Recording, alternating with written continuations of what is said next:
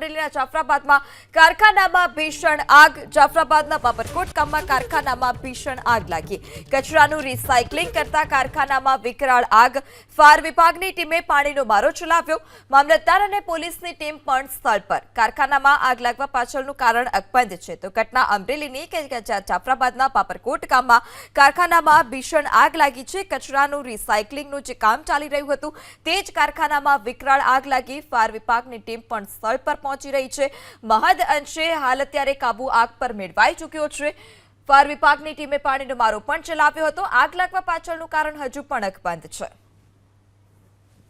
અમરેલી જિલ્લાના જાફરાબાદ તાલુકાના બાબરકોટ વિસ્તારમાં જે કચરાનું જે રિસાયકલિંગ પ્લાન્ટ જે હતો તેમાં લગભગ 1 વાગ્યાના અરસામાં આગ લાગી છે। ત્યારે આગ લાગવાની ઘટના સામે આવતા ફાયર વિભાગની ટીમ હાલ અત્યારે આગ પર કાબુ મેળવવાનો પ્રયાસ હાથ ધરી રહ્યો છે। સિન્ટેક્સ, પીપાઓ નગરપાલિકા જાફરાબાદ, રાજુલા નગરપાલિકાની ટીમ હાલ અત્યારે આગ પર કાબુ મેળવી રહ્યો છે। જોકે પવનની ગતિ હોવાને કારણે ક્યાંક ને ક્યાંક આગ પર કાબુ મેળવવો હાલ અત્યારે મુશ્કેલ બની રહ્યો છે। સતત પવનની ગતિ વધી રહી છે ને તેના કારણે આગ પર કાબુ મેળવવાના સતત પ્રયાસ ફાયર વિભાગની ટીમ કરી રહી છે। હું આપને આ દ્રશ્ય બતાવીશ કે આકાશમાં જે આગના જે ધુવાડા છે તે ગોટાને ગોટા આપ જોઈ શકો છો। મોટી સંખ્યામાં જે લોકો છે, સ્થાનિક લોકો, તે પણ અત્યારે હાલ પહોંચ્યા છે અને આગ પર મેળવવાના સતત પ્રયાસ કરવામાં આવી રહ્યા છે।